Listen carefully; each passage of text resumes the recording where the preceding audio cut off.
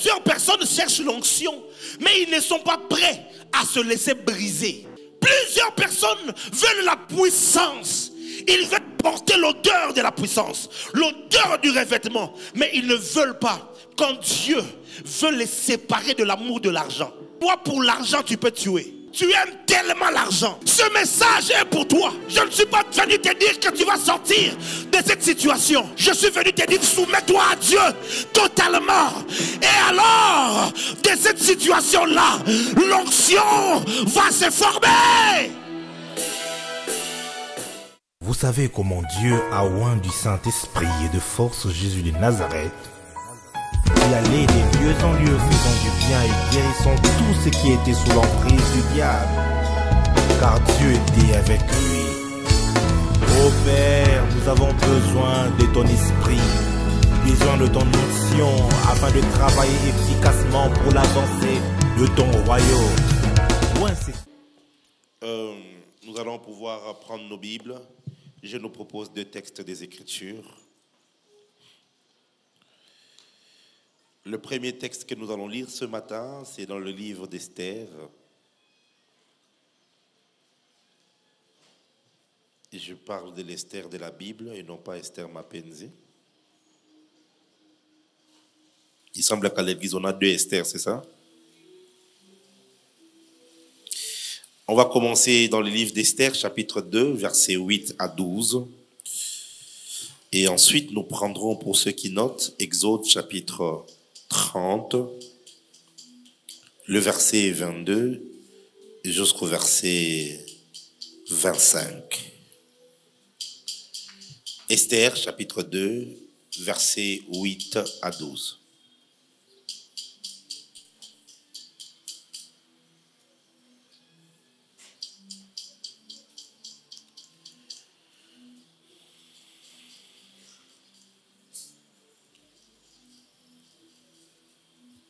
Est-ce que vous y êtes?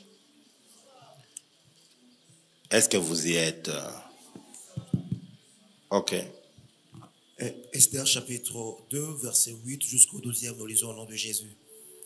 Lorsqu'on eut publié l'ordre du roi et son édit, et qu'un grand nombre de jeunes filles furent rassemblées à la capitale sous la surveillance de Gaï, Esther fut aussi prise et conduite dans la maison du roi sous la surveillance d'Hégaï, gardien de femmes. Il y a quelqu'un ici, ce matin, le Saint-Esprit m'envoie te dire que tu es sélectionné. Amen. Parmi plusieurs, toi, tu es sélectionné. Amen. Tu es sélectionné pour faire de grandes rencontres cette année. Amen. Tu es sélectionné pour vivre la bonté de Dieu cette année. Amen. Tu es sélectionné pour vivre la main de Dieu cette année. Amen. Tu es sélectionné pour expérimenter la puissance de Dieu cette année. Amen. Celui qui le croit, qu'il me donne un amen beaucoup plus vivant que ça. La jeune fille lui plut et trouva grâce devant lui. Il s'empressa de lui fournir les choses nécessaires pour sa toilette. Plusieurs femmes ont été sélectionnées, mais Esther plut à Hégaï, celui qui était leur garde, celui qui était commissionné pour leur charge. Elle a trouvé grâce auprès de cet homme-là. Puisses-tu trouver grâce aux yeux des hommes au nom de Jésus? Puisses-tu trouver grâce aux yeux de ton patron? Puisses-tu trouver grâce aux yeux des membres de ta famille? Puisses-tu trouver grâce aux yeux de tes partenaires? Donne-moi un amen de quelqu'un qui va trouver grâce. Frappe la main de ton voisin, dis-lui tu as trouvé grâce aux yeux de Dieu. Non, frappe la main de l'autre voisin, dis tu as trouvé grâce. Quand l'ange s'approche de Marie, il dit que toi tu as trouvé grâce. Je décrète et je déclare cette semaine, tu as trouvé grâce. Je dis tu as trouvé grâce. Je dis tu as trouvé grâce. Comment? Il s'empressa de lui fournir les choses nécessaires pour sa toilette et pour sa subsistance. Lui donnant cette jeune fille choisie dans la maison du roi et la plaça avec cette jeune fille dans le meilleur appartement de la maison des femmes. Esther ne fit connaître ni son peuple, ni sa naissance, car Mardochée lui avait défendu d'en parler. Puisque ce n'est pas ma prédication, je suis en train juste de commenter et te donner quelques lumières dans ce texte. Tu sais, quand Dieu commence à t'emmener dans la cour des grands, dans la grandeur, une chose que tu dois développer, c'est la discrétion. C'est la discrétion. Beaucoup de gens, vous êtes disqualifiés parce que ta bouche là, tu aimes trop parler. Tu n'as pas de secret. Tout ce qui se passe dans votre maison, tous les voisins connaissent. Qui te dit que tes difficultés, tout le monde doit connaître cela? Dis à ton voisin, apprends à la discrétion. Apprends la discrétion. L'un des termes qu'il faut associer à la distraction, ça s'appelle ferme ta bouche. Souffre en silence. Toi, moindre problème avec ton copain ou ton fiancé, c'est les statuts WhatsApp que tu commences. La vie, c'est toujours comme ça. Tu essaies de faire confiance, ils vont te décevoir. Tout le monde sait déjà qu'il y a un problème quelque part. Dis avec moi la discrétion. La discrétion. Esther est restée pendant plus d'une année en préparation. Elle a gardé le secret. Elle n'a pas dit qui elle était. Elle n'a pas dit de quelle origine elle était. Toi, tu commences à peine un commerce qui commence à donner directement. C'est des statuts WhatsApp. C'est des photos que tu veux mettre pour que les gens donnent l'impression que ta vie va bien. Tu vas... bon, c'est pas ma prédication. Continue la lecture, s'il te plaît. Dis avec moi discrétion, discrétion. Que Dieu te donne cette capacité-là. Tu as 50 000 $ que tu as reçus et personne ne sait. Tu n'as pas changé d'habit, tu n'as pas acheté des choses, tu as gardé ça et tu es normal. Tu touches 300 000 $ et tu es normal. Dis avec moi discrétion. Discrétion. Que Dieu bénisse les Bakongo vraiment. De ce côté-là, ils ont la grâce. Que Dieu bénisse les Banande à l'est du pays. Il peut avoir 4 buildings comme ça dans la ville. Mais tu le vois, il est en t-shirt, il est en jeans ou kaki et puis sandales. Il marche. Tu peux même les bousculer comme ça. Cependant, il peut t'engager toi, ton papa, ta maman et tes petits frères, tout le monde. Dis avec moi discrétion. Il y a une loi dans la grandeur qui dit, celui qui vit caché vit mieux. Oh, tu n'as pas dit un amen bien. Je ferme cette parenthèse. Je sens que je risque de commencer à trop parler avant. Oui, continue. Chaque jour, Mardochée allait et venait devant la cour de la maison des femmes pour savoir comment se portait Esther et comment on la traitait. Chaque jeune fille allait à son tour vers le roi Assyrus après avoir employé 12 mois à s'acquitter de ce qui était prescrit aux femmes. Pendant ces temps, elles prenaient soin de leur toilette. 6 mois avec des huiles, des myrtes, et 6 mois avec des aromates et de parfums en usage parmi les femmes. Amen. Exode 30 à partir du verset 22 jusqu'au verset 25. Exode chapitre 30 à partir du verset 22 jusqu'au... Est-ce que vous y êtes? L'Éternel parla à Moïse et dit, prends des meilleurs aromates, 500 cycles de myrrhe, de celles qui coulent d'elles-mêmes, la moitié, soit 250 cycles de cinnamome aromatique, 250 cycles de roseau aromatique, 500 cycles de casse selon le cycle du sanctuaire et 1 hin d'huile d'olive. Tu feras avec cela une huile pour l'onction sainte, composition de parfum selon l'art du parfumeur. Ce sera l'huile pour l'onction sainte. Amen. Mettons-nous s'il vous plaît dans la présence de Dieu. J'aimerais juste te donner plus de compréhension. La version parole de vie donne les équivalences par rapport au poids qui sont dites dans la version Louis II. Tu as entendu des 500 cycles là-bas. Nous, on vit aujourd'hui, on ne comprend pas ce que c'est. Ok? Alors, la version parole de vie dit, trouve des parfums d'excellente qualité, 5 kilos. Donc, 500 cycles là, que tu as entendu là, c'est 5 kilos. Hein? 5 kilos de myrrhe liquide, 2 kilos et demi de cinnamome, 2 kilos et demi de cannelle, de bonne odeur, 5 kilos de casse. Prends aussi 6 litres d'huile d'olive. Donc, si j'étais toi, j'allais écrire ça pour comprendre directement. Donc, quand tu liras, tu peux comprendre de quoi est-ce qu'il s'agissait. Amen. Alléluia. Depuis maintenant quelques dimanches, nous sommes en train de parler de l'onction et ses diverses manifestations. Une chose que j'ai donnée en introduction lorsque j'ai parlé de ce texte, plutôt de ce thème, j'avais dit que le manque de compréhension te privera de la révélation qui, elle, te privera de l'affectation ou de la transformation. Tu es transformé, tu es affecté dans la mesure de la révélation. Mais la révélation est liée à la compréhension. Je suis en train d'insister sur cela parce que ce que tu ne comprends pas ne pourra pas t'affecter. Dans le royaume des cieux, ce que tu comprends devient une base sur laquelle Dieu peut passer pour pouvoir t'affecter ou encore te transformer. Nous avions donné quelques définitions de l'onction. En hébreu, c'est mishka, qui vient du mot machak. Et c'est l'action de oindre, de tacher, de salir. Et en grec, c'est le mot chrisma, et qui vient du mot cryo, qui les deux veut dire simplement l'onction ou encore le fait de oindre. Nous avions donné quelques définitions spirituelles selon la compréhension que le Seigneur nous a accordée, et nous avions dit que l'onction est un signe de consécration et d'exclusivité à Dieu. Nous avions expliqué cela. Nous allons poster l'enseignement ce soir sur YouTube. Donc, si tu n'avais pas suivi quand j'ai donné cet enseignement, je l'ai suivi encore hier la nuit. J'étais tellement béni par cet enseignement, et il y a tellement de définitions. La dernière que j'avais donnée, c'est que l'onction est un signe dans votre esprit qui marque votre appartenance à Dieu et qui justifie votre mandat opérationnel. Et nous avions parlé et lu comment est-ce que la Bible dit que celui qui n'a pas l'esprit de Christ, il ne lui appartient pas.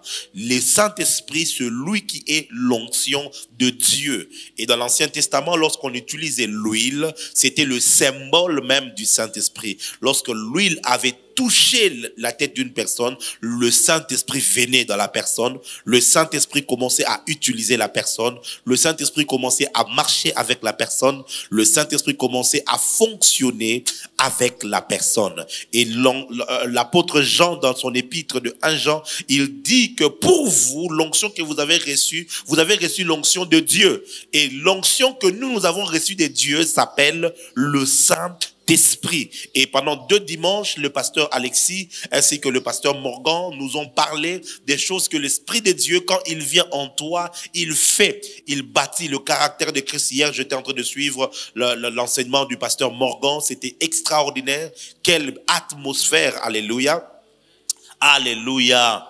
Je suis en train de me dire de plus en plus que je peux commencer à voyager en paix parce que j'ai des pasteurs qui s'occupent bien de vous. Dites-moi un amen bien. Ah. J'ai dit, moi je fais même plus de services comme ça. Mon fils, il a mis les feux. J'ai dit, waouh. Il faut les préférer lui. Comme ça, lui, il peut être là, il va prier pour vous. Moi, je vais venir là, je vais gronder, tu vas te fâcher.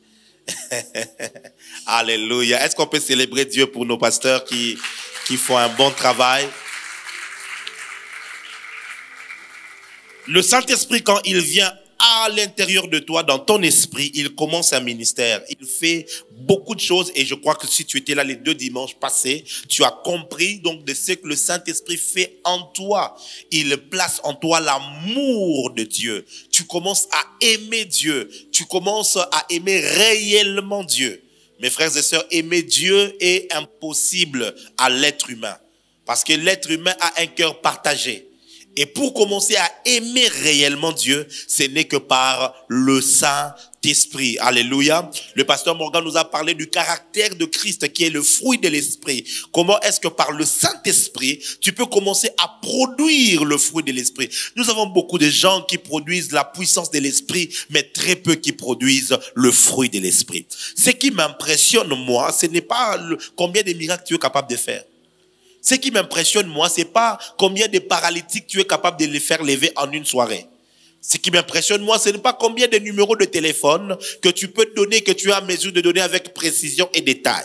Ce qui m'impressionne, moi, c'est combien tu peux être en mesure de ressembler à Jésus-Christ en produisant sa nature.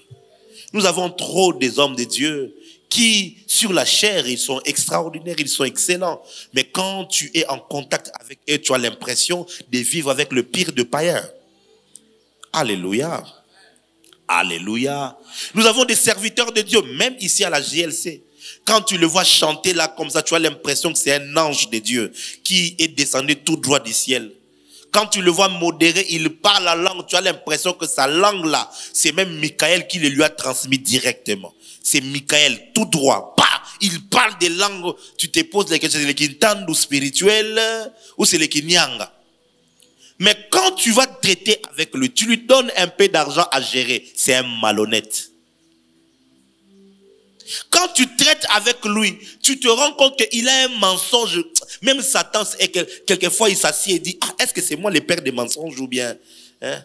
Parce que lui, de toute façon, il ment. Même moi, je ne mens pas comme ça. Vrai ou faux? Vrai ou faux? Il y a des gens qui ont Jésus dans la bouche.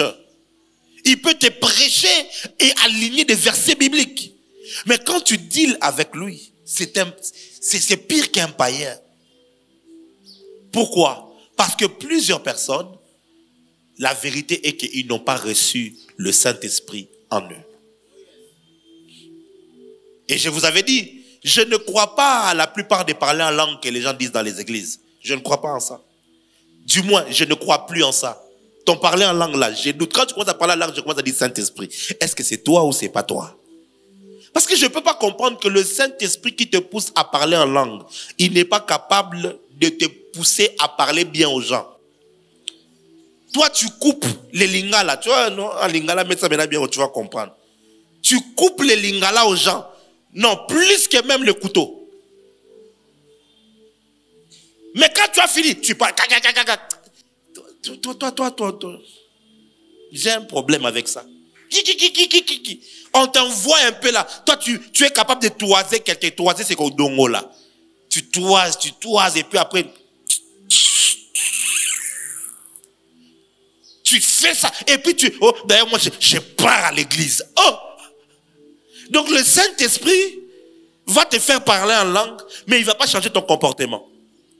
Je suis en train de prier que tu fasses l'expérience avec le Saint-Esprit qui transforme. Donne-moi un amen bien. Je prie que tu fasses l'expérience avec le Saint-Esprit qui transforme le cœur. Vous savez, il y a des gens, pasteur. Toi, tu le vois comme ça. Il ne fait jamais rien de mal. Il ne parle pas mal aux gens. Il a un bon comportement exemplaire. Mais au fait, si Dieu t'ouvre les yeux et il te montre son cœur, et dans son cœur là, tel qu'il est calme, il a déjà insulté Daddy, il a insulté sa maman, il a déjà tout fait dans les cœurs, mais il est charismatique. C'est comme quand on fumait un peu de la bœuf, un peu comme les chanvres. Il y a des gens comme ça, quand tu le vois calme, tu penses que parce qu'il est calme, non, il a fumé. Maintenant, il vous voit petit. Je ne peux pas parler à ces gens ici, ils sont rien. Il est calme. Toi, tu parles. Lui, il est calme. Il n'est pas calme. Il a fumé. Il y a des gens comme ça à l'église. Toi, tu le vois calme, mais en réalité, dans son cœur, là, c'est de la pourriture. Il pense aux mauvaises choses. Il a des pensées impures. Que le Saint-Esprit vienne transformer ton cœur au nom de Jésus. Dis avec moi, Saint-Esprit, transforme mon cœur. C'était juste un peu de la répétition et la mère de la science. Alors ce matin, je voudrais vous parler de la composition de l'huile d'onction. La composition de l'huile d'onction. Il existe plusieurs types d'huile. Nous avons l'huile de palme, nous avons l'huile d'amande, nous avons l'huile d'olive. Mais ce n'est pas toute huile d'olive qui est une huile d'onction. Alléluia. Alléluia. Lorsque Dieu instruit à Moïse à propos de l'huile d'onction, il lui donne donc un ensemble des ingrédients à mettre à côté, à rassembler, afin qu'après avoir préparé selon l'art du parfumeur, alors on obtiendrait ce qu'on appellerait l'huile d'onction. Donc l'huile d'onction, c'est pas d'abord l'huile d'olive. Ok? L'huile d'onction, c'est une huile qui a été préparée pour une utilisation sainte. Amen, amen. Alléluia. La plupart d'huiles d'olive que nous achetons ici sont faites par des Arabes. Et les Arabes ne sont pas des chrétiens pour la plupart, ce sont des musulmans. Donc quand tu tiens l'huile d'olive là comme ça là, hein, et tout, sache que c'est quelque part quelqu'un qui a invoqué Allah avec son prophète qui a fabriqué ça. Donc ce n'est pas cette huile d'olive là qui est une huile d'onction. Alléluia. Tu me regardes bizarrement comme ça, pourquoi? Je te dis simplement la vérité. Nous l'avons lu dans Exode, chapitre 30, à partir du verset 22. Dieu dit à Moïse, voilà ce que tu vas faire. Tu vas pouvoir rassembler quelques ingrédients. Et il lui donne même le poids qu'il doit pouvoir rassembler. Il dit, prends les meilleurs aromates. 500 cycles de myrrhe. Dis avec moi la myrrhe. Deuxième élément qu'il faut que Moïse puisse trouver, il dit la moitié, donc il dit soit 250 cycles de cinnamome aromatique. Dis avec moi cinnamome aromatique. Écris ça. Ça c'est le deuxième ingrédient. 3. Dieu lui dit, tu vas aussi prendre 250 cycles de roseau aromatique. Dis avec moi roseau aromatique. 4. Dieu lui dit, tu prendras 500 cycles de casse. Dis avec moi casse. C-A-S-S-E. Casse. Selon le cycle du sanctuaire, et un d'huile d'olive. Dis avec moi l'huile d'olive. Donc, l'huile d'onction, selon ce texte, Dieu dit à Moïse, ça sera le mélange de 6 litres d'huile d'olive. C'est comme un bidon. Vous voyez le bidon de 5 litres là. Maintenant, tu ajoutes 1 litre encore au-dessus. Ça fait 6 litres de l'huile. Et puis, tu vas mélanger. Tu vas faire des mélanges avec quelques aromatiques. Quelques arômes, quelques plantes. Et on va voir Moïse prendre la myrrhe.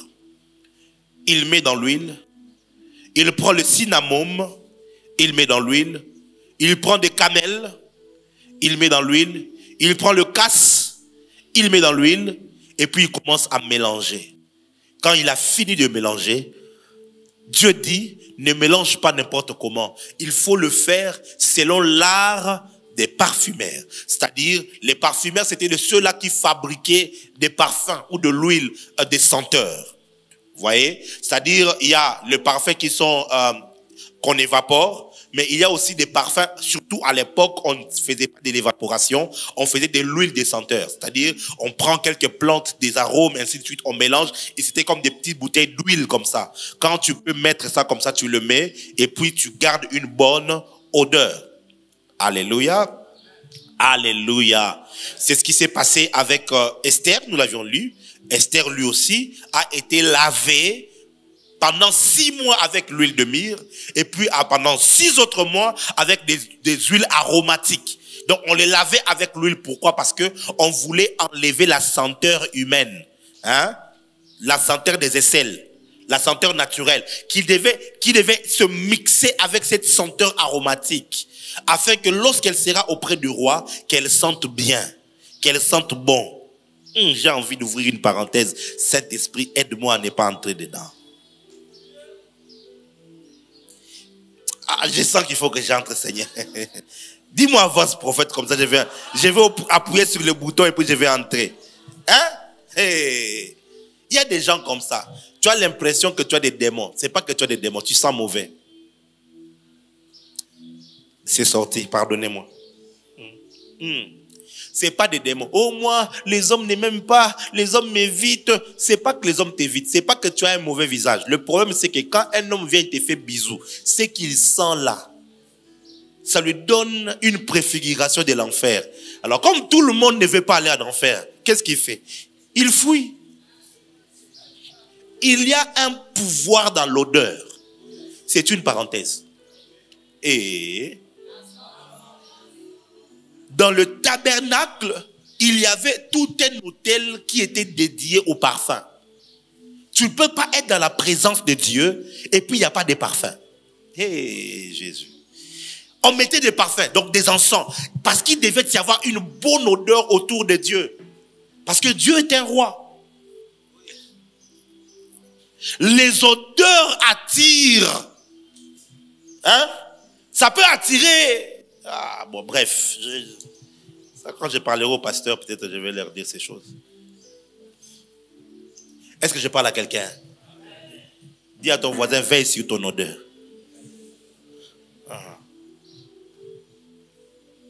Un jour, je venais au culte lorsque j'étais encore à Philadelphie. J'entre dans la porte, je m'avançais vers la chorale, je sens une odeur. Et c'était l'odeur de 14 chèvres mises ensemble. Je dis, c'est quoi ça? Je m'avance, je trouve un frère qui était en train de faire quelque chose sur la chair. C'est lui qui dégageait. Depuis la porte, j'ai senti ça. J'ai dit, frère, qu'est-ce qui ne va pas? Pourquoi est-ce que... Il dit, oh mon frère, j'étais en retraite, j'ai fait 3 jours sans me laver. J'ai tenu ma tête, pas pour lui, mais pour moi-même. Moi, je faisais des 7 jours. J'ai dit, donc c'est ce que les gens sentaient. Ah, donc, ces jours-là, je me suis repenti d'être méchant.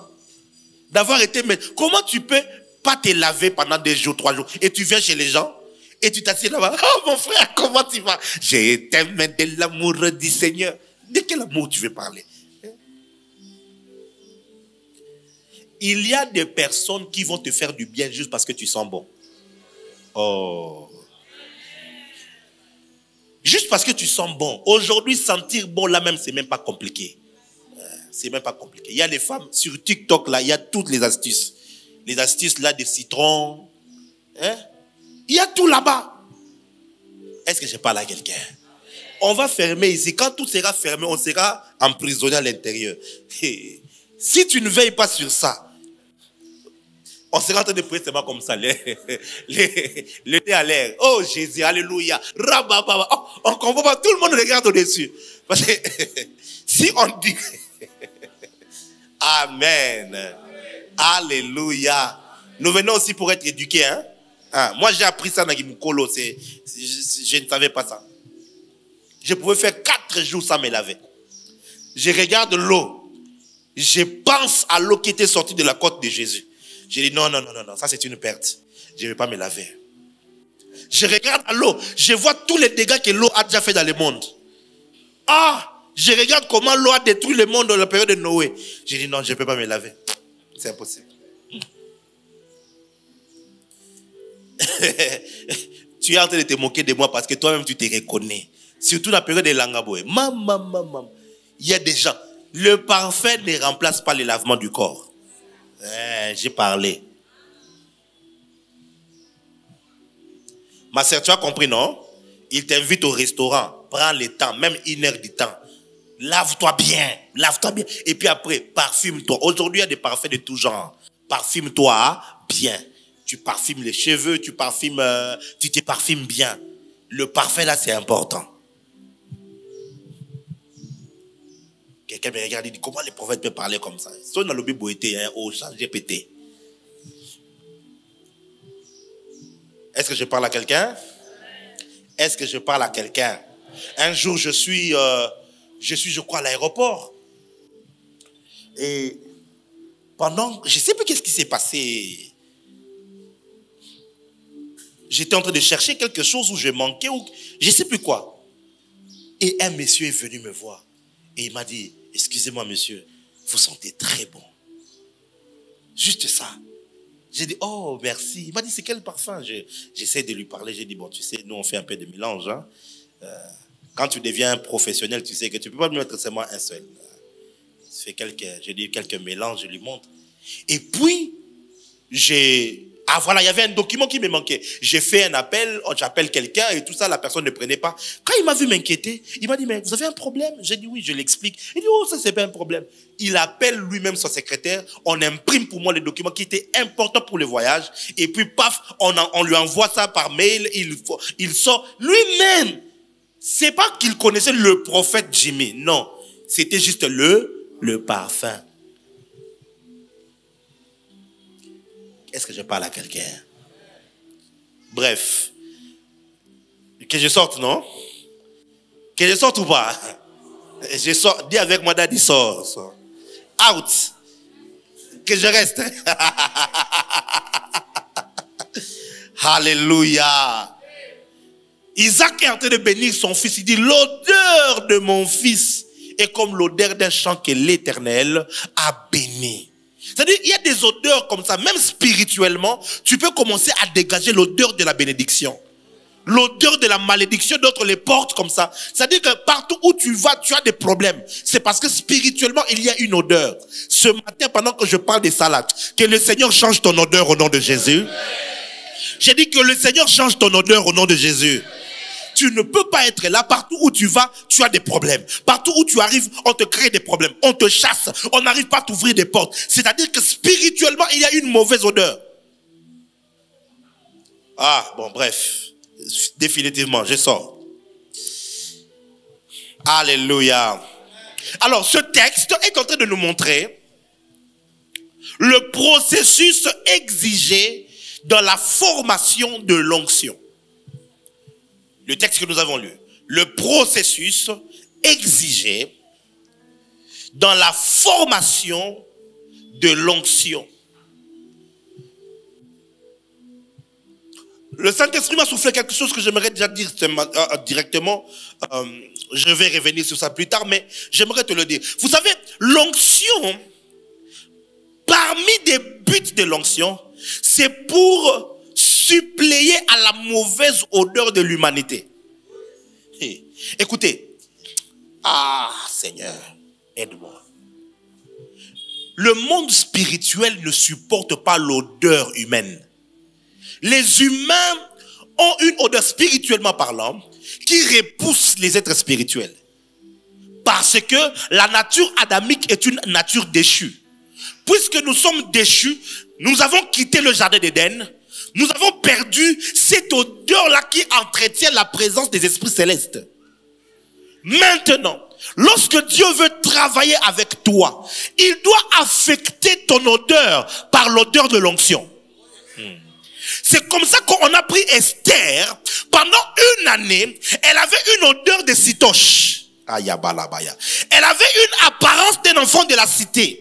Elle pouvait être belle, mais seulement une beauté non structurée, une beauté non travaillée. Elle avait l'odeur corporelle. Alors pendant 6 mois, on l'a lavée avec l'huile de myrrhe. On l'a lavée avec l'huile de myrrhe. Pourquoi la laver matin, midi, soir avec l'huile de myrrhe pendant 6 mois? C'était pour que son odeur corporelle soit affectée par l'huile de myrrhe. Pour que lorsqu'elle sera proche du roi, que le roi ne sente plus son odeur du corps, mais que le roi sente l'odeur corporelle, l'odeur de la myrrhe. Plusieurs personnes, quand tu pries, si ton odeur est une odeur charnelle, Dieu ne peut pas s'approcher de l'homme charnel. Tu as déjà été dans un abattoir, là où on fait l'abattoir des vaches, hein? Il y a une odeur là, de la chair, de la viande fraîche. Ces odeurs-là, si tu ne peux pas vivre dans un endroit pareil, de même aussi, quelqu'un de charnel, Dieu ne peut pas vivre avec lui. Le Saint-Esprit ne peut pas opérer avec un homme charnel. C'est pas possible. Parce que il y a une odeur qui se dégage. Alors quand l'Esprit de Dieu veut te conférer l'onction, il va commencer à te travailler, à te travailler jusqu'à ce que tu ne dégages plus l'odeur de la terre.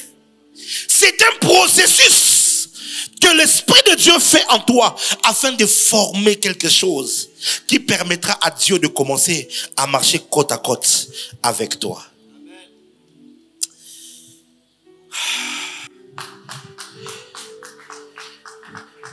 acclamer, tu peux acclamer, tu peux acclamer. Bon. Je suis en train de chercher les mots pour ne pas parler avec des termes beaucoup plus mystérieux et ça va te créer des problèmes.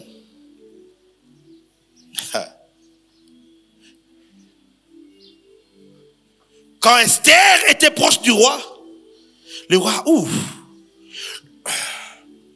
Tu sais, pour être roi, généralement, c'est que tu dois être de la famille royale. Ton père est roi, toi tu es prince. Quand ton père meurt, c'est alors que tu deviens roi. Admettons que, un peu comme le prince, le roi actuellement, le roi d'Angleterre, comment on l'appelle maintenant? Le roi Charles, c'est ça? Charles combien? Charles tout court. Maman, votre roi, ton roi. Le roi Charles est devenu roi dans 70 et quelques années, je crois. Ok? C'est-à-dire, il est resté prince pendant plus de 70 ans. D'accord? Maintenant, sa maman était reine et lui était en train d'intercéder, de prier que sa maman meure pour que lui aussi prenne la part au soleil. Regardez maintenant. Il devient roi à 60 et quelques ou 70 et quelques années. C'est-à-dire que pendant plus de 70 ans, depuis qu'il est petit, on l'a entraîné dans les normes de la royauté. On lui a donné une éducation stricte par rapport à la royauté. Alléluia. Il ne se lave pas avec le savon de tout le monde. Il y a une manière dont les princes sont préparés, même corporellement, spirituellement, pour que plus tard qu'ils puissent avoir la royauté. Donc, je prends cet exemple pour te montrer comment le roi Assuérus, pendant peut-être autant d'années, 40 ans, 50 ans, il avait été travaillé d'une certaine manière. Il s'est lavé d'une certaine manière. Il a des habitudes qui sont différentes. Il a une manière, un style de vie qui n'est pas le style de vie de tout le monde. Maintenant, toi, tu dois venir de la cité et commencer à côtoyer la présence du roi. Si tu n'es pas travaillé, tu risqueras d'être repoussé par le roi. Quelqu'un me comprend?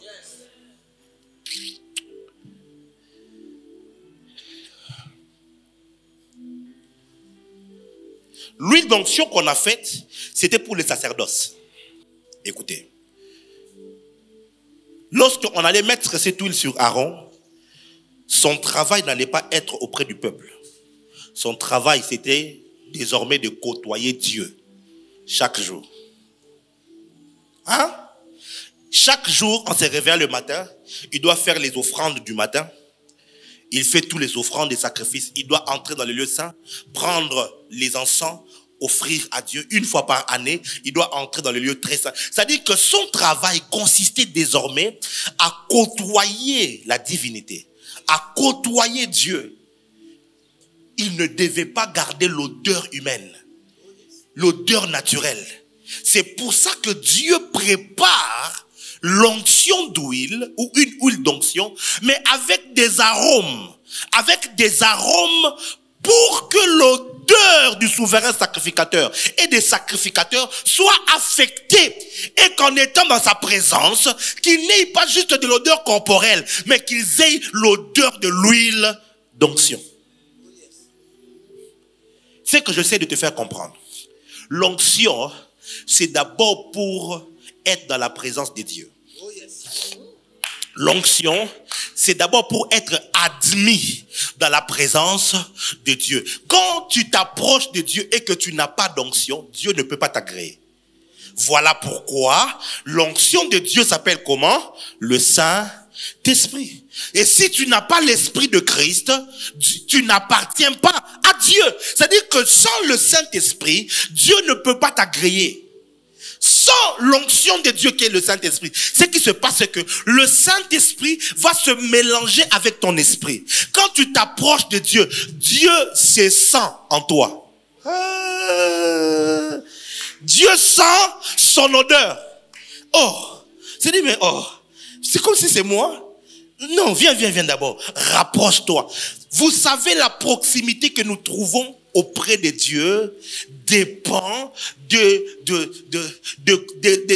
combien le Saint-Esprit s'est imbibé en nous. Ah. Oh,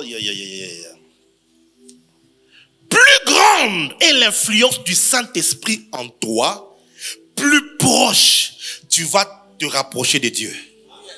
Yeah. Pourquoi est-ce que quand toi tu pries là, tu as l'impression que tu es loin?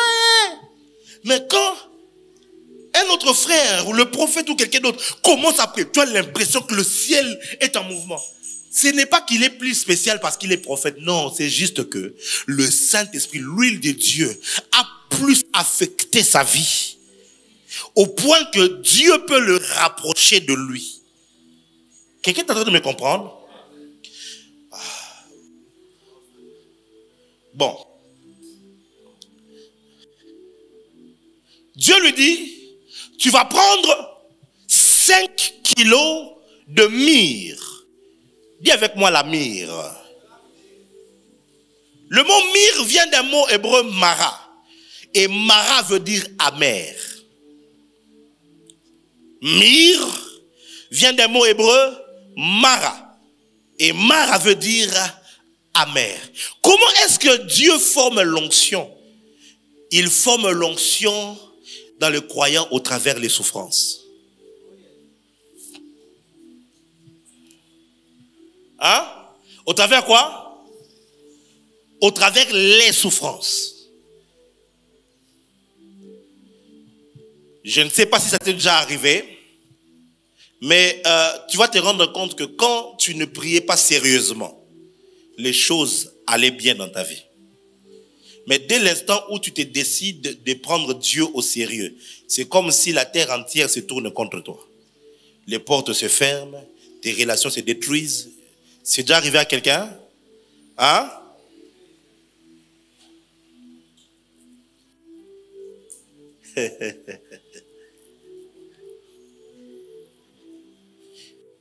Prends-moi Ésaïe 53.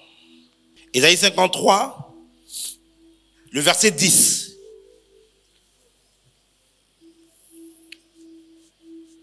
Il a plu à l'Éternel de le briser par la souffrance, après avoir livré sa vie en sacrifice pour le péché. Il fera une postérité et prolongera ses jours. Et l'œuvre de l'Éternel prospérera entre ses mains. Il a plu à l'Éternel. En lingala, on dit quoi? Il a plu à l'Éternel. Dis-le au micro.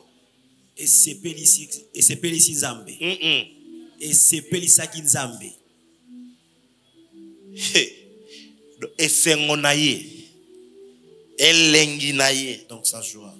Ezalaïke anyokolaye. C'était de le faire souffrir. Comment? Non, ça c'est être sadique quand même. Si je suis papa, est-ce que je peux prendre plaisir à faire souffrir mon fils? Qu'on se le dise. Vraiment prendre plaisir. C'est ça, c'est que la Bible dit. Hein. Moi, je ne fais que réfléchir de ce qui est écrit. Comment un père peut prendre du plaisir? Ça peut arriver sous la colère, je te frappe un peu. Hein? Nous, au Congo, on frappe. Hein? On frappe vraiment. Quand les petits ils voient, hein, bah! Mais après, tu vas voir que tu es un peu mal. Mais il y a que toi, tu prends plaisir. Donc, quand je rentre du boulot, Noam, viens ici. Hein? Toi, tu as fait quoi? Et bien, je suis content. Ce petit va comprendre la vie. Quand il tourne encore un peu, je l'appelle, petit, viens ici, viens ici. Coup de tête. Attends toi-même. Est-ce qu'on ne va pas dire que tu as un problème? Hein? Je me pose la question, comment le prophète Ésaïe peut dire, il a plu à l'Éternel. Et c'est Pelisaki Yahweh, Anyokolaye, Abukabukaye, Namenyokole. Il a plu à l'Éternel de le faire souffrir et de le briser par les souffrances. Hein? C'est parce que Dieu savait. Le seul moyen par lequel l'onction se forme dans le croyant ou dans le oint, c'est au travers des souffrances. C'est comme ça que Esther, pendant 6 mois, on ne l'a pas d'abord lavé avec de l'huile aromatique. On a commencé par le laver avec la myrrhe. Parce que la myrrhe, c'est l'image de la mort. Aussi longtemps que tu n'es pas mort en toi-même, aussi longtemps que tu ne meurs pas dans ton comportement, dans ton ego, dans ton orgueil, l'Esprit de Dieu ne peut pas se saisir de toi pour t'utiliser. Plusieurs personnes cherchent l'onction, mais ils ne sont pas prêts à se laisser briser. Plusieurs personnes veulent la puissance. Ils veulent porter l'odeur de la puissance, l'odeur du revêtement, mais ils ne veulent pas. Quand Dieu veut les séparer de l'amour de l'argent. Toi, pour l'argent, tu peux tuer. Tu aimes tellement l'argent. Tu aimes tellement. Oh, l'argent. Et quand tu viens, oh ouais, moi et tu veux l'onction? On te coupe là où tu prenais l'argent. Il n'y a plus de travail. Il n'y a plus rien. Il n'y a plus d'habits. Il n'y a plus de parfum. Il n'y a plus de l'huile. Il n'y a plus rien. Pas d'argent de transport. Maintenant, est-ce que tu aimes suffisamment Dieu pour venir à l'église à pied? Il n'y a plus d'argent pour les make-up. Plus d'argent pour les cabellos. Il y a beaucoup de femmes ici qui ne se sentent pas belles avec leurs cheveux naturels. Vous savez, ça s'appelle comment? Le complexe. Ouais. Oh, je ne peux pas aller dans cette fête-là, mais mes cheveux ne sont pas faits. En fait, ce qu'il dit, c'est que je n'ai pas acheté de nouvelles plantes. Les cheveux d'un Indien ou des chevaux de queue de cheval à mettre sur ma tête. Donc, toi, tes cheveux que Dieu t'a donnés là, c'est pas beau?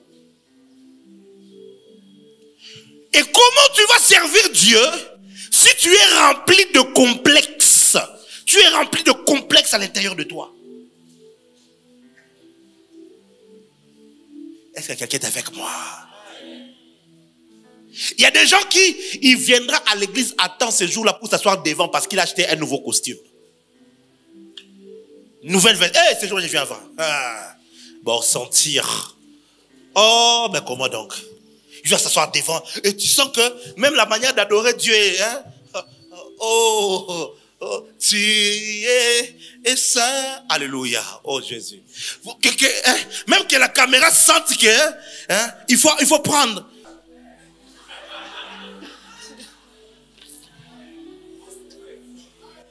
Dis avec moi brisement. Non, dis-le bien brisement. Quand tu entres dans l'école de l'onction, ça commence avec le brisement. Les souffrances vont venir. Dieu te met en contact avec la myrrhe. L'huile d'olive qui n'a pas été en contact avec la myrrhe ne peut pas être agréée par Dieu. Quand quelqu'un commence à utiliser, écoutez-moi.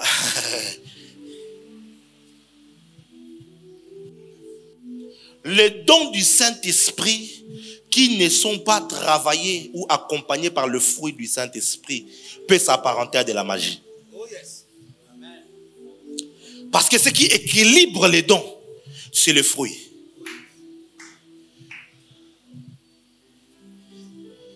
Je vais te donner notre texte.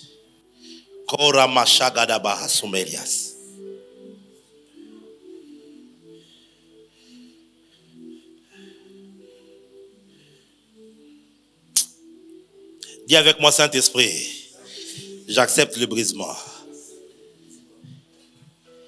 Quand vous voyez quelqu'un commencer à libérer la puissance, dis-toi que la personne est passée par plusieurs choses. Il est passé par plusieurs choses. 1 Corinthiens 4, non, 2 Corinthiens 4. Lis à partir du verset 11 en descendant. 2 Corinthiens chapitre 4. 11 et suivant. Car nous vivons, nous sommes sans cesse livrés à la mort à cause de Jésus. Reprends. Car nous vivons, nous sommes sans cesse livrés à la mort à cause de Jésus. L'apôtre Paul dit, nous sommes sans cesse livrés à la mort à cause de Jésus. Vous savez les souffrances qu'en connaît l'apôtre Paul? Cet homme a été lapidé. Cet homme a été frappé. Dans toutes les villes où il allait, on le chassait. Il avait tout le temps des problèmes. Si l'apôtre Paul était dans notre génération, on lui aurait attrapé beaucoup de démons. Et il dit, nous sommes quoi? Nous sommes sans cesse livrés à la mort. Livrés à la mort. À cause de Jésus. Afin que la vie de Jésus soit aussi manifestée dans notre chair mortelle. Ainsi la mort agit en nous et la vie agit en nous. Il dit ainsi la mort agit en nous afin que la vie agisse en vous. Hey. Si tu veux devenir un dispensateur de la vie, il faut que tu acceptes d'être sujet à la mort. C'est ça la myrrhe. Jésus, quand il naît, les mages apportent 3 présents. Et parmi ces présents, il y avait la myrrhe, il y avait l'encens, et puis il y avait de l'or. L'or, c'est sa royauté. L'encens, c'est son sacerdoce ou encore sa divinité. Mais la myrrhe, c'était sa mort. Il devait mourir. Jésus, dès sa naissance, il savait qu'il allait être sujet à beaucoup de souffrances. Aujourd'hui, les croyants n'acceptent pas la souffrance. Aujourd'hui, les croyants n'acceptent pas les souffrances qui sont des prix que tu payes pour porter quelque chose de divin. Il y a des personnes comme ça. Si tu es appelé à guérir beaucoup de malades, Dieu te permettra souvent de passer par beaucoup de maladies dans ton corps. Tu vas porter cette mort en toi. Tu te dis, mais pourquoi je suis malade? Pourquoi je souffre autant? Je vais te donner la réponse. C'est parce que Dieu est en train de former par ses souffrances l'huile qui te permettra de donner la vie à plusieurs. Oh my God. Quelqu'un est avec moi? Souvent, ceux qui deviennent des riches enrichissants, c'est-à-dire ceux que Dieu bénit financièrement au point que par eux, plusieurs personnes de leur famille et de leur entourage deviennent aussi riches. Souvent, si vous regardez leur histoire, ce sont des personnes qui auront passé par des moments de souffrance, de pauvreté extrême. Ils souffrent. De cette souffrance-là, la myrrhe est dégagée. De cette souffrance-là, une odeur est dégagée. Et alors, l'onction venant sur eux, ils deviennent des personnes qui, s'ils prient pour toi comme ça, tu commences à devenir riche. Tu commences à prospérer. Le domaine de tes combats révéleront souvent la direction de ton onction. Ah, j'ai pensé que je parlais à quelqu'un.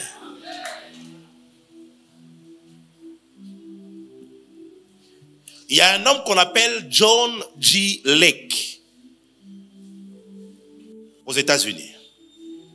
John, G, comme la lettre G, et puis Lake, L-A-K-E. On le cite en anglais, parce que c'est John G. Lake. Cet homme est l'un des généraux de la guérison divine. Oh, mes frères et sœurs, à part William Marion Branham, il n'y a pas eu sur terre un homme par qui Dieu est passé pour guérir autant comme lui. On raconte qu'il y a eu une épidémie en Afrique du Sud. Et lui, il est venu comme, tu vois, dans les volontaires là, les agents humanitaires qui viennent pour pouvoir apporter leur aide de soutien humanitaire. Alors, tout le monde mettait les scaphandres. Ils mettaient des combinaisons pour aller là où il y avait des sinistrés, des problèmes et tout ça. Et lui, on le voit en train de marcher seul, sans combinaison. Il arrive là, il soigne, il aide. Oh! Et il ne tombe pas malade. Il n'attrape pas le virus. On lui pose la question, mais qu'est-ce qui se passe? Il dit, la loi de l'esprit de vie en Jésus-Christ m'a affranchi de la loi du péché et de la mort. Il dit, quand je suis dans la présence du virus, ce n'est pas moi qui suis affecté par le virus, c'est le virus qui est affecté par moi. Il dit, si vous doutez, prenez le particule de virus. On a pris le virus, on a mis dans sa peau, on a mis les microscopes. Quand on a regardé, on voit qu'au contact de sa peau, le virus est en train de mourir. Oh my God. Il avait atteint un niveau où il passait juste près d'un, comment on appelle ça, le clinique là des lépreux. Il passait juste à côté. Il est juste passé là. On se rend compte qu'après son passe, il n'est pas entré. Il n'a pas dit au nom de Jésus. Il est juste passé sur l'avenue. Quand seulement il est passé, on s'est rendu compte que tous les lépreux à l'intérieur étaient guéris. Dis avec moi power. Non, dis-le bien, dis power. John G. Lake. On dit qu'à une période, dans la ville où il était, homme de Dieu, on dit que les hôpitaux ont commencé à fermer. Parce qu'il n'y avait plus de malades à soigner. Tout le monde était guéri. Les gens pouvaient rester pendant 3 mois. Toute la ville, personne n'est tombé malade. Aïe, là-bas, à Sagada. Ah, Yasurevaïk. Que Dieu... Ça, c'est ce que je soupire. Ça veut dire que puisque je suis à Kitambo ici, pendant toute l'année comme ça, parce que ma présence... Déjà sur l'avenue, ça fonctionne. Dans mon rayon, si quelqu'un meurt, c'est que c'est son temps. Ou alors c'est que les choses... Mais quand je suis quelque part là où partout où je suis allé, c'est quand je quitte que les gens commencent à mourir. Quand je suis là, personne ne meurt, personne. Mais je veux que ça s'étende. Que ça arrive que parce que je suis à Kinshasa, la corruption ne peut plus opérer.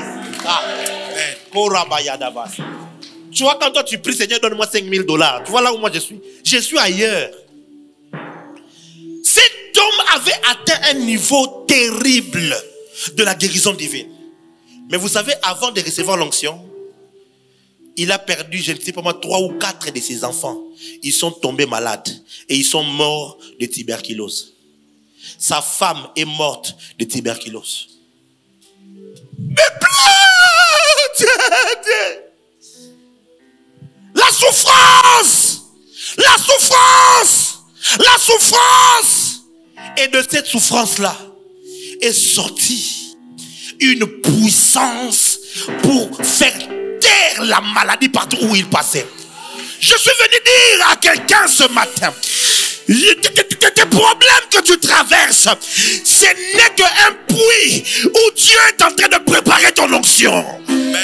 Les souffrances par lesquelles tu passes, ce n'est qu'une marmite dans laquelle Dieu t'a placé pour préparer l'onction de ta destinée.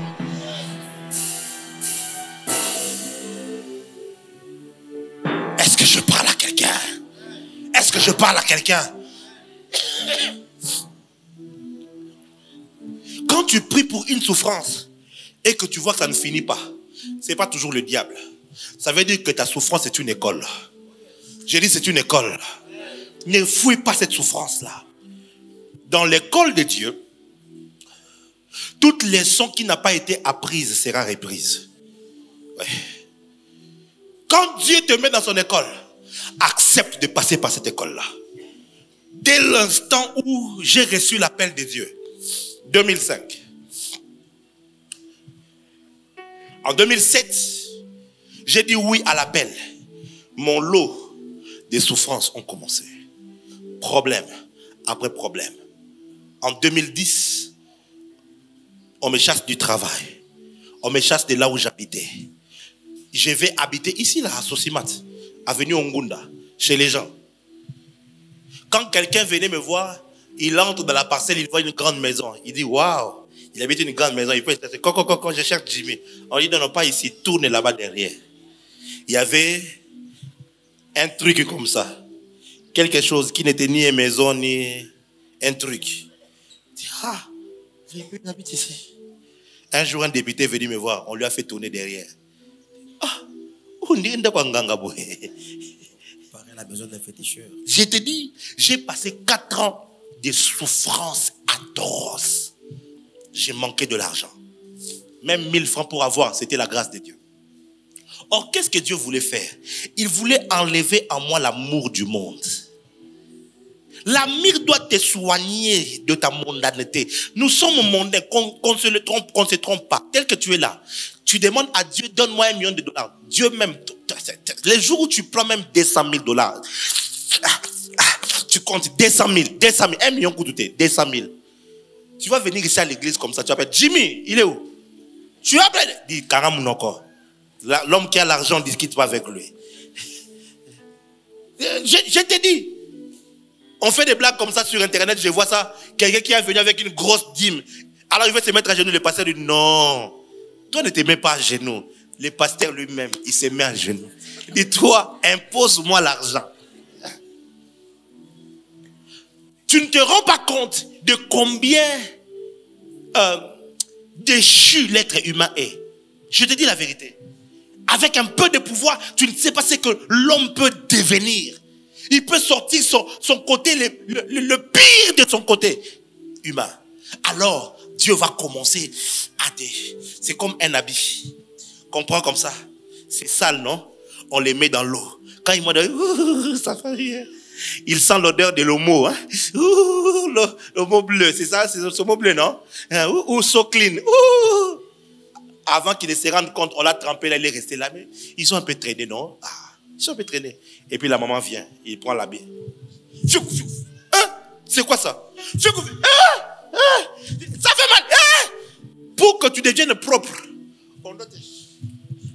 Les mamans chez nous, au village, elles sont encore plus méchantes. Elles partent au bord de l'eau. Elles prennent une pierre.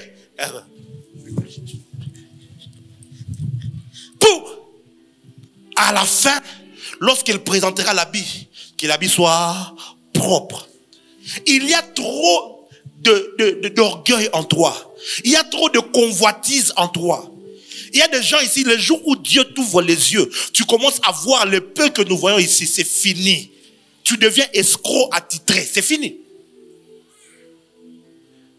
Tout tournera autour de l'argent. Consultation prophétique, 5 minutes, 25 €. 30 minutes, 100 €. 1 heure pour être avec les prophètes. Oh, 1 heure, 1000 €. Oh, les prophètes. Quand le prophète vient entrer, tout s'arrête. Tout le monde doit se mettre à genoux. Et lui va être là comme ça. Oh, lui.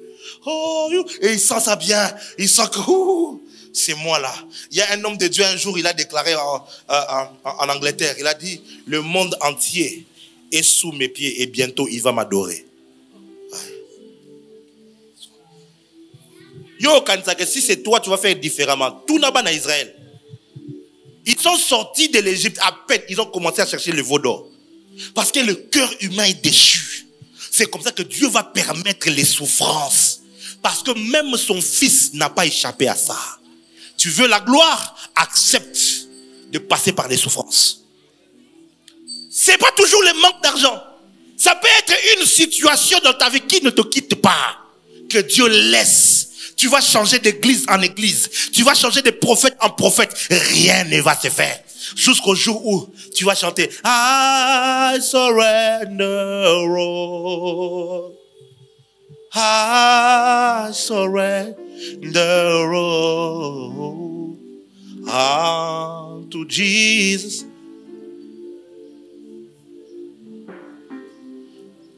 Hein? Oui, prends tout. Seigneur, si on donne Isaac à Saraï, mon fils, Isaac aura les mêmes liens démoniaques de leur famille. Il faut qu'elle vieillisse, qu'elle ne soit même plus en mesure de porter l'enfant et qu'on lui change de nom, qu'elle ne soit plus Saraï, qu'elle devienne Sarah. Que sa nature profonde soit changée. Mais ça a été changé comment? Par la souffrance. L'humiliation de voir ta servante commencer à te manquer du respect parce que tu n'as pas d'enfant. Ta servante commencer à dire à son fils, en ta présence, tu sais quoi? Toute cette richesse ici, c'est à toi.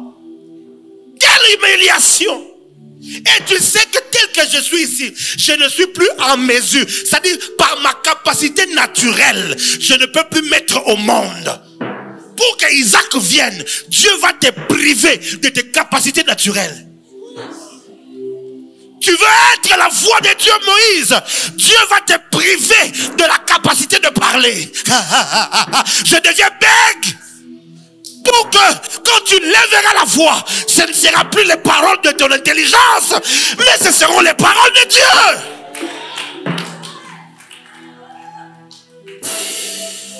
Il y a quelqu'un ici. Ce message est pour toi. Je ne suis pas venu te dire que tu vas sortir de cette situation. Je suis venu te dire, soumets-toi à Dieu totalement. Et alors, de cette situation-là, l'onction va se former. L'évangile a été biaisé. Tout le monde veut sortir de la pauvreté. Tout le monde veut sortir de la souffrance. Alors on est prêt à tout. Tu vas la voir avec un nouveau téléphone, mais c'est un mari d'autrui qui le lui a acheté. Tu vas la voir, elle est là très belle, mais au fait tu ne sais pas les choses qu'elles font. Il y a des jeunes filles comme ça, elle a 2 téléphones, un numéro que vous connaissez et un autre numéro, ça ne passe pas dans votre circuit. Mais ce numéro-là est dans un autre circuit.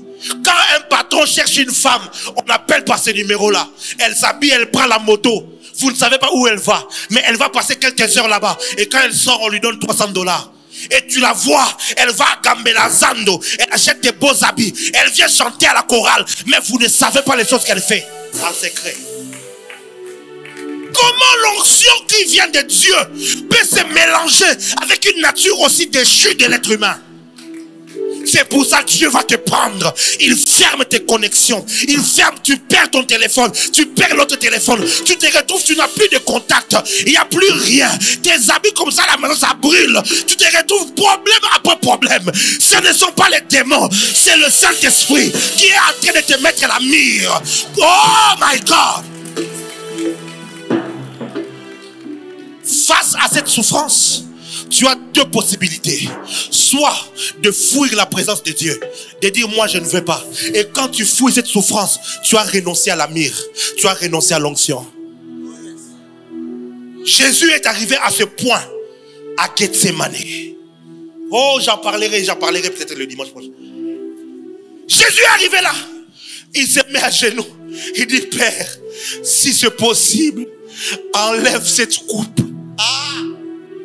C'est pour te dire, souffrance là, c'est vraiment souffrance. Parce que même Jésus a failli y renoncer. Donc je te comprends. Quand tu regardes ton foyer et tu as envie de fuir, tu as envie de ne plus rester marié. Comment je peux me marier et souffrir comme ça? Comment? Mais peut-être que Dieu est en train de te donner la mire qui demain deviendra la vie pour plusieurs couples. Par ta parole, tu pourras, oh my God. Par ta prière, tu pourras aider plusieurs, non seulement à se marier, mais à être stable. Tu ne sais pas, mes frères. Est-ce que je parle à quelqu'un?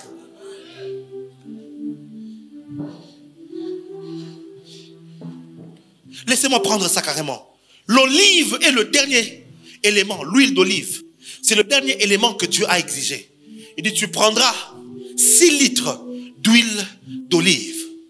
Mais est-ce que tu sais comment on prenait l'huile d'olive? Quand tu vois l'huile d'olive, quelqu'un peut avoir une bouteille d'huile d'olive ici? Donne-moi, prends-moi ça, vite. Oh my God. Oui, prends tout, Seigneur. Je me souviens, en 2011, j'étais dans une relation qui avait traîné 2 ans. Et je savais que vraiment c'était ça la fin. J'allais me marier avec cette sœur. Ça faisait un peu de temps que j'étais maintenant dans le ministère. Et dans ma période de brisement et de souffrance. Et une fille m'a dit oui. C'était bien. On marchait ensemble. On priait ensemble. On allait dans des cultes. À la réunion du Saint-Esprit, elle venait. Quand je chantais, je savais que je suis pauvre. Mais cette fille belle là, elle est là. Elle-même sait que ça va encore. Il y a encore de l'espoir pour quelqu'un qui respire comme moi. Un jour, dans une réunion du Saint-Esprit, on me voyait là comme ça. Je ne bougeais pas. Je jouais au clavier toujours comme ça. Et on dit non, le frère Jimmy, il est sérieux. Il ne savait pas que derrière là, si je faisais ça, ici, là, c'était déchiré. C'était troué. Parce que je n'avais pas de pantalon. Quand je te regarde souvent, tu te plains pour des petites choses, tu ne sais pas. Alors, un jour, Les parents de la sœur voyaient tellement que je souffrais. J'étais derrière mon père spirituel en train de le suivre derrière. Il dit, ce garçon n'a pas d'avenir. La fille m'a quitté, elle est partie. Elle a pris un autre homme. Et je crois que si moi j'étais son papa, j'allais l'encourager à faire ça. Parce que si moi j'étais le papa de cette fille-là, les Jimmy qui est de l'époque là, j'allais pas accepter. Je te dis la vérité. Même moi-même quand je me regarde, je dis non, Jimmy, non. J'avais eu mal. Pasteur Alexis, j'ai pleuré. Mon père spirituel a vu, il a dit, ce petit, si je le laisse, il va mourir ici. Il m'a payé les billets, on est allé à Goma. On est allé là-bas en mission. Et on m'a mis dans une chambre, là où le président de l'époque dormait quand il venait. C'est dans cette chambre-là qu'on m'a mis. Lui, il a dit, moi je vais prendre une autre chambre.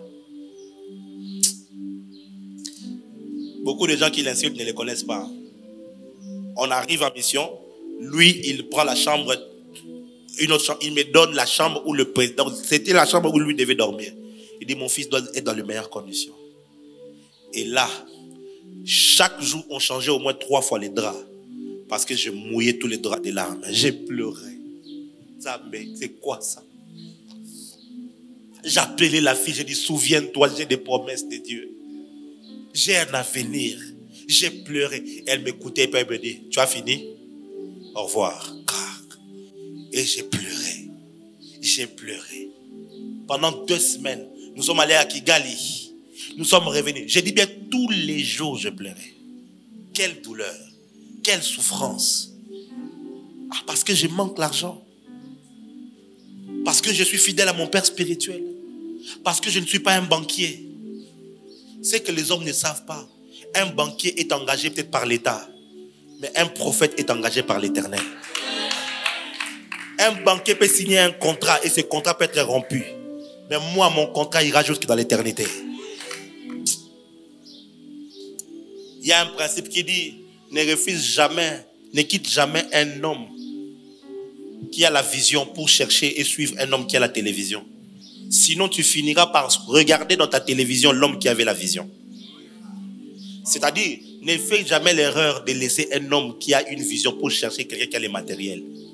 Quand tu as le choix entre quelqu'un qui n'a que le matériel et quelqu'un qui n'a que la vision, choisis toujours un homme qui a la vision. La vision prendra peut-être le temps, mais la vision te laissera un héritage générationnel. Mais le matériel peut être là pendant un temps, ça finira par partir. Ne te laisse jamais impressionner par les titres et par les matériels, jamais. Tu risques de détruire ta destinée. C'est une prophétie que je donne à quelqu'un. Une grande destinée que tu as. Pour être ministre dans ce pays, pour être député dans ce pays, tu risques de le tronquer.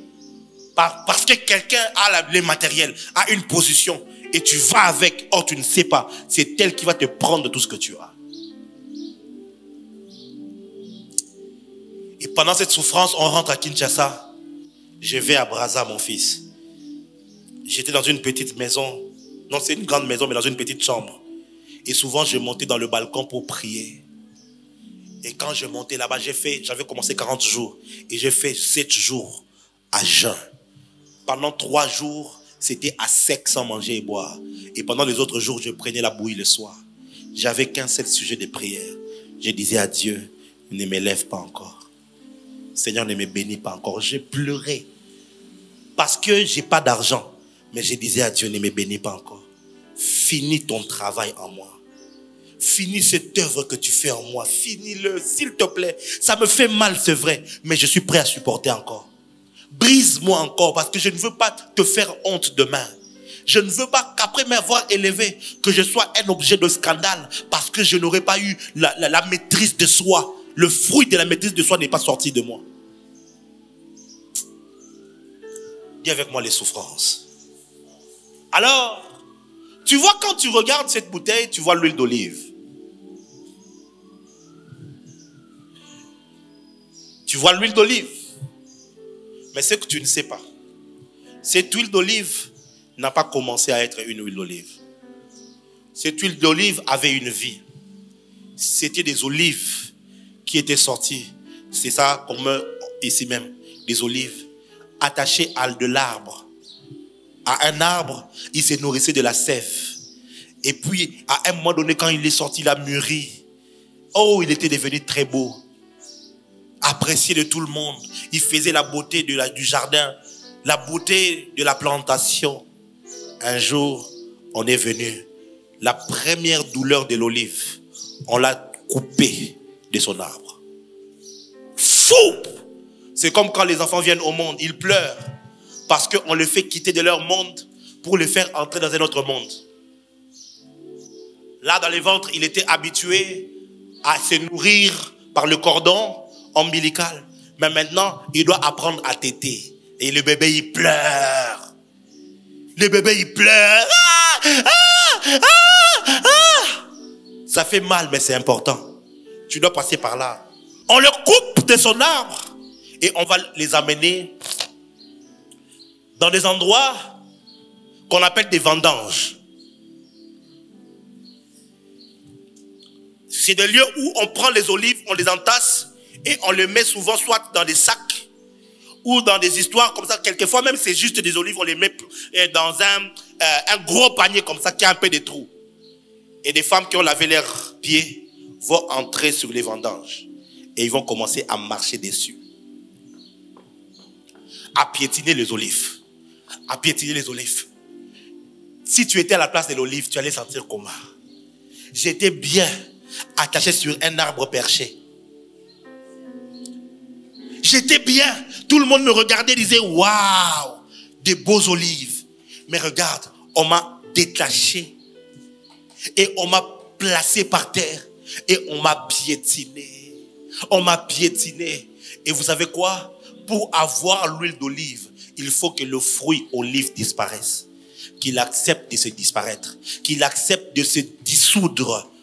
Qu'il accepte de donner de son huile, de sa vie pour les autres. Lui cessera d'exister. Il n'a plus la même forme. Il n'a plus la même beauté. Mais quelque chose de nouveau est sorti. C'est ce que nous utilisons comme huile d'olive.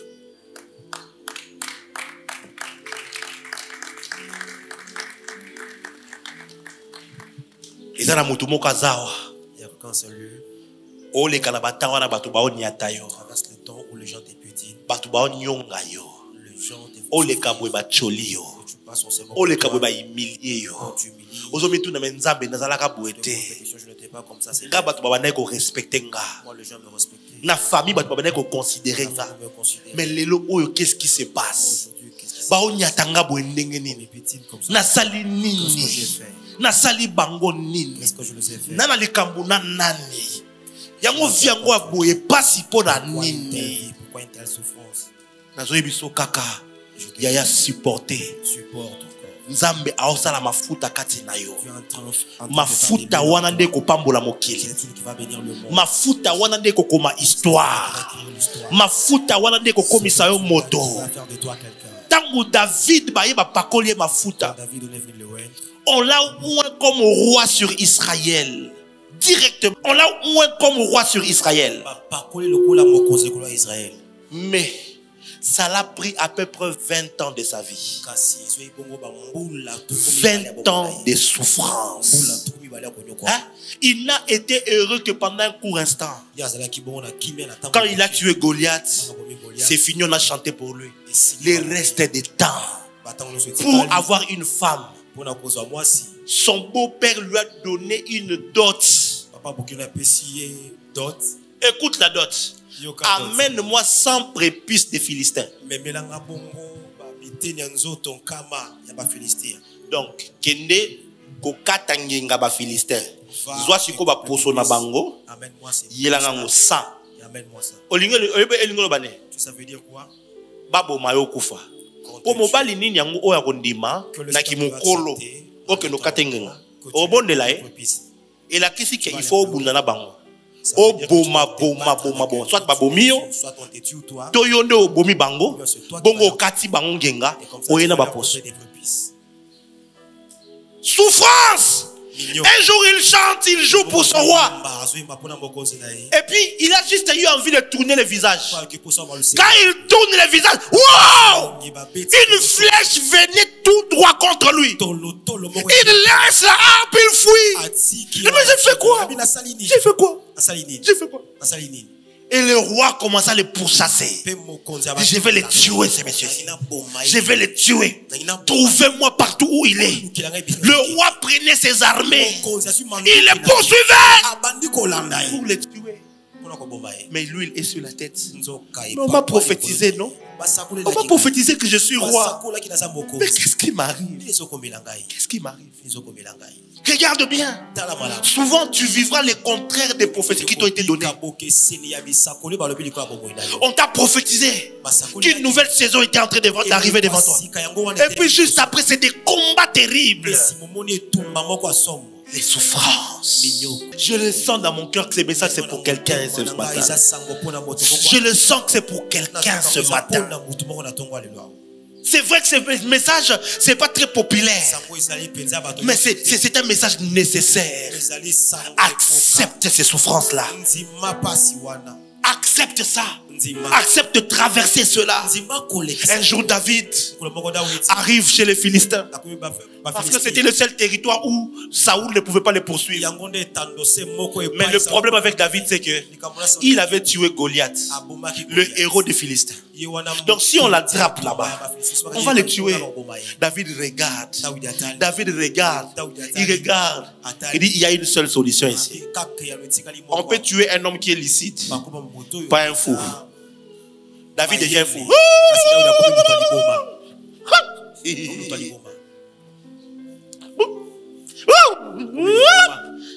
Il prend les foulous. Il prend comme ça. Les soldats l'arrêtent. On l'amène devant le roi. Il dit c'est lui qui avait tué Goliath. C'est lui.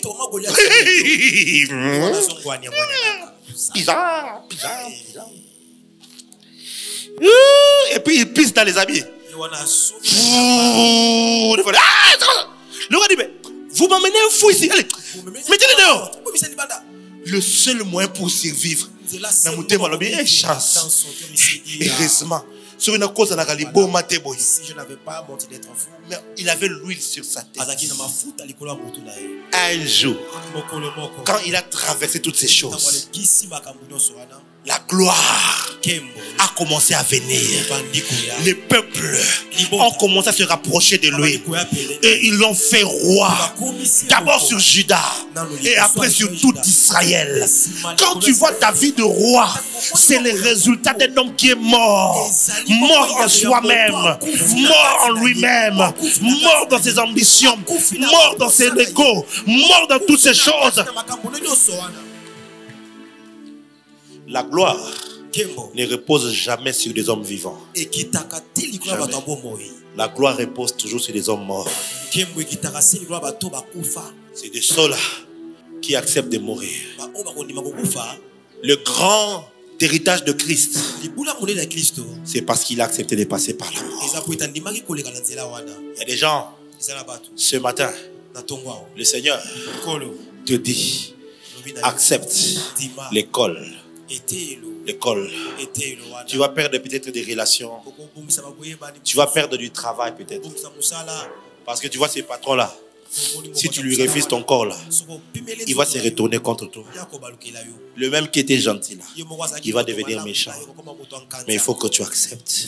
Parce que tu sais là où Dieu t'emmène. Il y a une onction qui m'est destinée. Je vais passer par ça. Mais pour que j'arrive au trône, je dois accepter de porter la croix. Ce matin, le Seigneur console une destinée. Il te dit essuie tes larmes. La Bible dit lorsque je traverse la vallée de l'ombre de la mort, je ne crains aucun mal, car tu es avec moi. Ta houlette et ton bâton me rassurent. Tu dresses devant moi une table en face de mes ennemis. Tu oins d'huile ma tête et ma coupe déborde. Oui, le bonheur et la grâce m'accompagneront tous les jours de ma vie. Et j'habiterai dans la maison de l'Éternel jusqu'à la fin de mes jours. Regardez bien cette constitution. L'Éternel est mon berger. Je ne manquerai de rien. C'est lorsque tu nais de nouveau. Quand tu nais de nouveau, Dieu est bonbon avec toi. Tu manques de rien. Tu pries comme ça, Dieu exauce. Tu dis, Seigneur, si tu m'aimes, je vais voir que l'autre personne m'appelle. Pas, il t'appelle. Tu as l'impression que le ciel est tic au tac avec toi. Je ne manquerai de rien. Il me conduit, il me dirige. Et tout ça, quand tu atteins les sentiers de la justice, là maintenant, Dieu veut t'apprendre le caractère.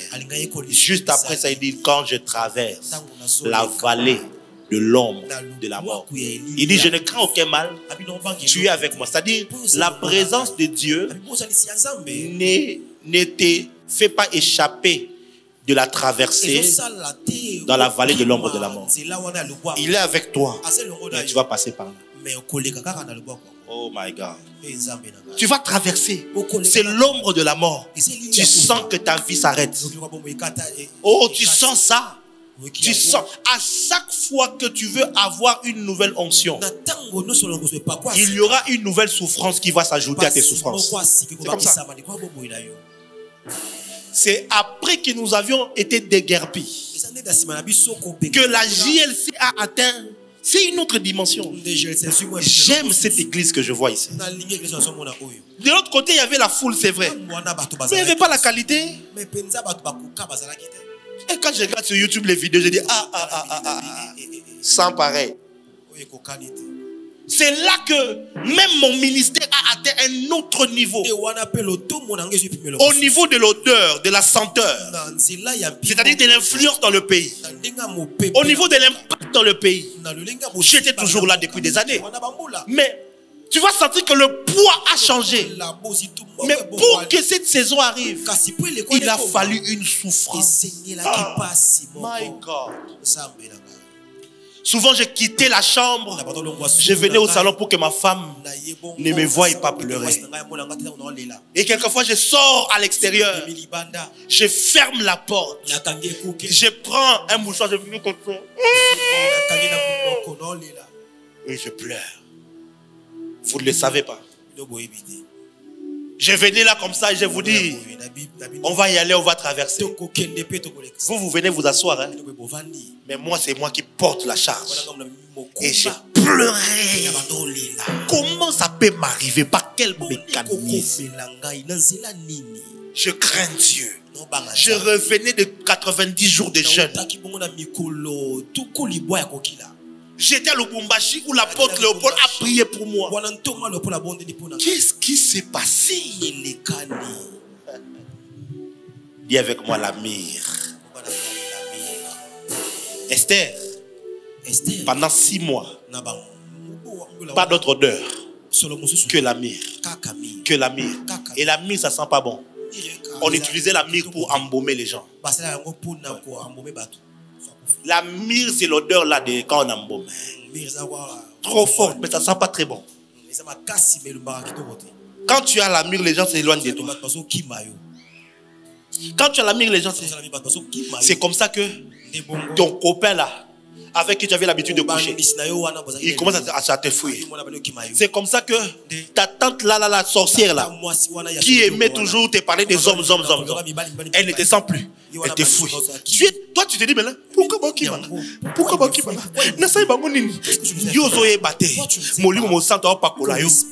la mire qui fait fuir les péchés, qui fait fuir les démons, qui fait fuir l'esprit de séduction.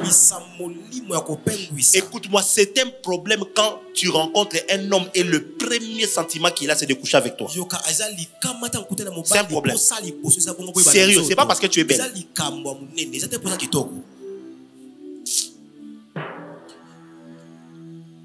Dans un autre arbre, serre mon talinga. Pendant que je prêche comme ça, miam, miam, il est bon à croquer. Ah, c'est un problème. Je dis la vérité. Il y a des Jézabel, ça manque pas. Mais naturellement comme ça, non, non. Tu es une femme, tu es respectable, tu es intelligente, tu as des capacités. Nous sommes dans la période de la parité. On ne peut pas juste te regarder et voir en toi un objet sexuel. Non. Mais quand c'est comme ça, ça veut dire qu'il y a encore ces trucs-là en toi. Il faut que tu acceptes que le Saint-Esprit enlève ça. Qu'il enlève ça. Qu'il enlève ça. Sinon, tu seras ça sera très difficile que l'homme qui doit t'épouser arrive. Mais je peux te garantir, c'est pas facile. David, je traverse d'abord. Quand je traverse la vallée, tu es avec moi, tu m'as corrigé, tu m'as protégé. Et puis après, on va dresser la table. Et puis après, on va mettre l'huile. Quand on a mis l'huile, qu'est-ce qui va se passer? Il dit la coupe du vin va déborder. C'est-à-dire, à partir du moment où l'huile vient sur ta tête maintenant, l'abondance commence à venir. Ce que je veux te dire, c'est que cette situation par laquelle tu passes ne sera pas éternelle. Je dis, ça ne sera pas éternel. Quand l'huile se formera en toi, il y aura conséquence. La coupe va commencer à déborder. Quand la coupe descend, que tu es dans l'abondance, tu commences à en avoir suffisamment pour toi et aussi pour aider les autres. Et après que la coupe soit débordée, tu commences à chanter oui. Le bonheur et la grâce m'accompagneront tous les jours. C'est-à-dire quoi? Quand tu as traversé déjà la vallée de l'ombre de la mort, tu ne vas plus retourner là-bas.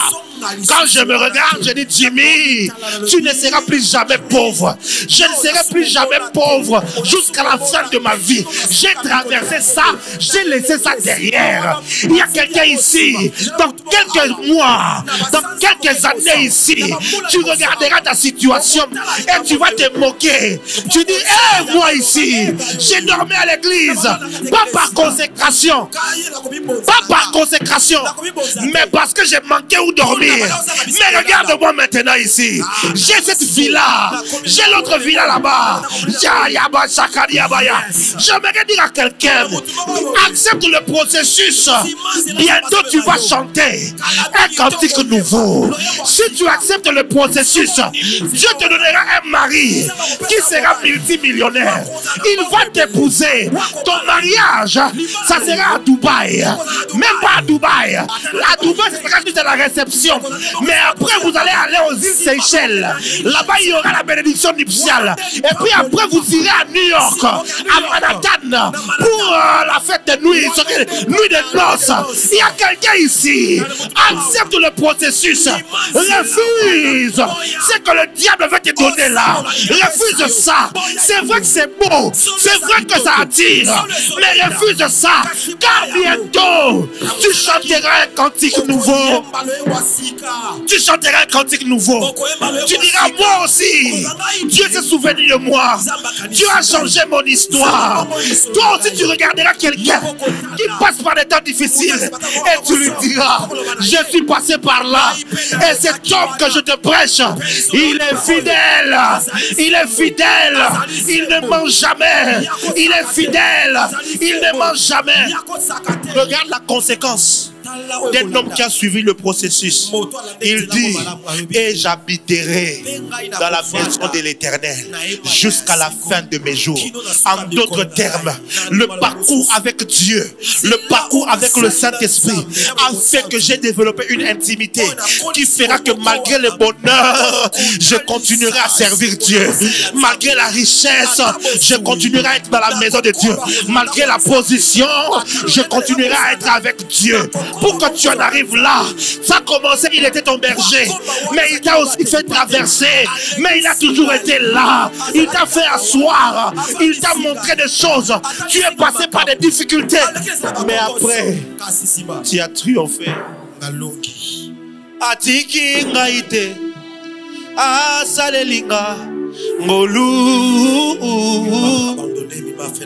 atiki ngaite. Asalelinga ngolu atiki ngaite asalelinga ngolu Vous savez, quand j'ai retourné de la France, j'avais ma cabine de business et je suis allé me soulager. Quand j'ai rentré, j'ai vu un visage. J'ai dit, mais c'est pas le vieux ici. Bon, il ne me regardait pas. Je me suis assis. Un moment, je me suis levé. C'est pas le vieux ici. Je me suis assis. Je me suis levé. Quand on était sur le point d'atterrir, je revenais pour prendre mon siège. J'ai vu, il m'a regardé, il m'a souri. Il m'a dit, oui, c'est moi. Et on a commencé à parler. En 2008, Quand j'entrais à Philadelphie nouvellement, là, j'ai marché des distances à pied. Depuis Lemba échangère jusqu'à Gombe, à pied, pour venir au culte de la semaine, le jeudi. Parce qu'il faut que je joue au clavier. À pied, je dis bien. Lui, il était millionnaire. Et il l'est toujours. Il voyageait en première classe, en business class. À cette époque, nous le regardions. Les gens pour qui Jésus est mort à la croix. Nous ici, vraiment, c'est pas pour nous que c'est venu. Mais ces jours-là, j'ai regardé. J'ai dit, oh, je pense que lui aussi se disait, c'est pas lui. Ces petits-là, non. Je pense qu'il disait ça. Mais Yaya, Tokutani Nakata avion. Nous sommes rencontrés dans la vie. Nakata business class. Biso na biso. Dans la vieille, Boni, il m'a invité, on allait manger au restaurant. En fait, il m'a pris à son niveau. Parce qu'il s'est rendu compte que les petits là qui étaient vauriens hier, Jésus-Christ a ramassé l'enfant de Kingabois. Si il l'a fait pour moi, il le fera pour toi. J'ai dit, si il l'a fait pour moi, il le fera pour toi. Il y a des gens que tu regardes au-dessus comme ça, parce que toi tu es en dessous. Toi continue à suivre Jésus. Il arrivera un temps où vous allez manger ensemble, vous allez dîner ensemble, vous allez parler le même langage, vous discuterez des millions, vous discuterez des milliards, de contrats à gauche et à droite. Tu te poseras la question, comment est-ce que je suis arrivé ici? Ce sera la main de Dieu. Tu es passé par la souffrance, tu es passé par la mort, mais tu finiras par ressusciter. Tu finiras par t'asseoir sur le trône. Que Dieu bénisse sa parole.